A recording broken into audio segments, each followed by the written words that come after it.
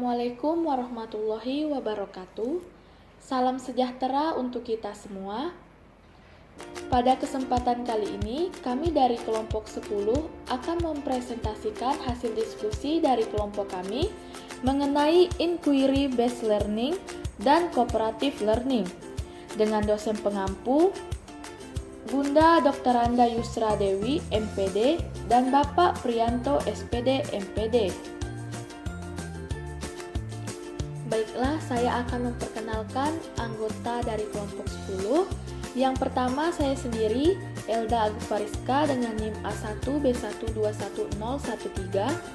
Selanjutnya, Saudari Andini Utami dengan NIM A1B121018. Yang terakhir, Saudari Fazera Puspitasari dengan NIM A1B121034. Langsung saja, materi yang pertama akan dijelaskan oleh Saudari Andini Utami. Mari kita simak bersama-sama. Apa itu Inquiry Based Learning dan Cooperative Learning? Inquiry Based Learning adalah metode belajar yang menempatkan murid anak-anak sebagai pemeran utama dalam proses pembelajaran. Pada metode Inquiry Based Learning, anak-anak bisa lebih leluasa dan aktif bertanya, menyampaikan idenya, beropini, hingga mengobservasi. Para pengajar juga memiliki peran penting untuk membuat anak-anak muridnya lebih terbiasa dalam bertanya, memberikan ide, hingga beropini. Nantinya, anak-anak juga harus memfokuskan diri dan menginvestigasi sebuah pertanyaan terbuka atau masalah. Mereka akan dituntut untuk menyelidiki suatu masalah, mencari solusi yang didasari bukti, dan menggunakan strategi pemecahan masalah yang kreatif untuk mencapai sebuah kesimpulan. Sedangkan cooperative learning adalah suatu model pembelajaran di mana sistem belajar dan bekerja dalam kelompok-kelompok kecil yang berjumlah 4-6 orang secara kolaboratif sehingga dapat merangsang siswa lebih bergairah dalam belajar. Materi selanjutnya saya sendiri yang akan menjelaskan. Nah, materi ini membahas tentang pembelajaran berbasis komputer. Pembelajaran berbasis komputer adalah pembelajaran yang memakai perangkat lunak komputer berupa program komputer yang berisi mengenai muatan pembelajaran seperti judul, tujuan, materi, serta evaluasi pembelajaran. Pembelajaran berbasis komputer memiliki tujuan untuk mengenalkan komputer sebagai alat bantu pembelajaran. Namun, di samping itu, penggunaan komputer bertujuan agar pembelajaran lebih menarik. Pada tahun 1951, di Indonesia, perkembangan teknologi pembelajaran sudah mulai terasa. Awalnya, teknologi pembelajaran digunakan sebagai salah satu cara untuk mengatasi permasalahan yang ada di dalam pendidikan.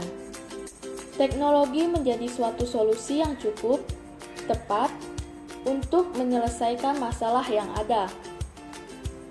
Kemudian, pada tahun 1950 sampai 1995 terjadi pembaharuan dalam teknologi pembelajaran. Salah satunya dengan munculnya keberadaan komputer dalam pembelajaran. Pada tahun 1980, untuk pertama kalinya komputer digunakan dalam bidang pendidikan. Keberadaan komputer dalam pembelajaran semakin berkembang. Komputer memberikan beragam keuntungan pada dunia pendidikan.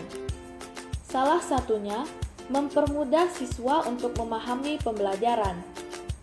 Namun, bersamaan dengan itu, komputer memiliki dampak buruk seperti anak menjadi seseorang yang antisosial. Mereka cenderung lebih nyaman dekat komputer dibandingkan mengobrol dengan temannya. Adapun pengertian software adalah seperangkat data digital dalam bentuk program yang digunakan untuk menjalankan perintah. Software tidak bisa kita pegang dengan tangan karena merupakan data digital. Beberapa contoh dari software adalah sistem operasi dan aplikasi. Selanjutnya ada merancang storyboard, media pembelajaran berbasis IT. Storyboard adalah salah satu cara alternatif bagi mensketsakan kalimat penuh sebagai alat perencanaan. Storyboard menggabungkan organ sokong narasi dan pencitraan plong selembar kertas sehingga naskah dan optis dapat terkoordinasi. Storyboard memiliki peranan bermakna kerumah tanggaan ekspansi multimedia. Storyboard juga digunakan sebagai instrumen bantu pada pangkat perancangan multimedia penelaahan. Storyboard merupakan pengorganisasian diagram.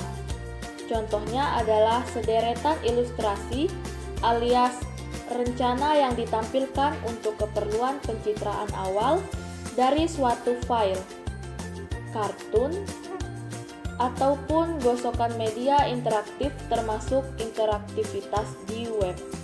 Storyboard biasanya digunakan bagi keperluan sinema, animasi, teater, fotomimetik, buku komik, bisnis, dan media interaktif lainnya.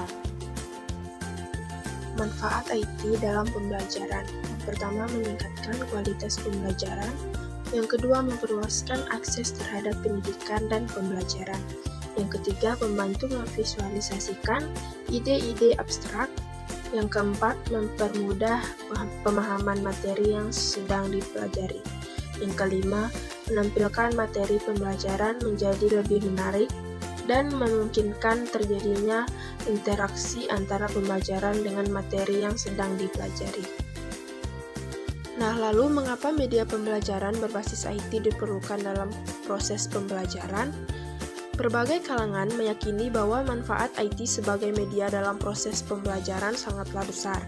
IT dianggap mampu menjadikan pembelajaran lebih efektif, efisien, dan meningkatkan kualitas hasil pembelajaran. IT sebagai media pembelajaran juga mampu memberikan siswa pengalaman yang banyak dan variatif. Tips membuat media pembelajaran yang menarik. Yang pertama, perencanaan penggunaan media. Guru harus melakukan identifikasi kebutuhan dan karakteristik siswa dalam penggunaan media pembelajaran. Yang kedua, perumusan. Yang ketiga, memilih dan merancang media pembelajaran. Yang keempat, pelibatan siswa. Dan yang kelima, melakukan evaluasi. Baiklah teman-teman semua, telah selesai penjelasan materi dari diskusi kelompok kami. Maaf jika ada kesalahan dalam pembuatan video ini. Saya akhiri, wassalamualaikum warahmatullahi wabarakatuh.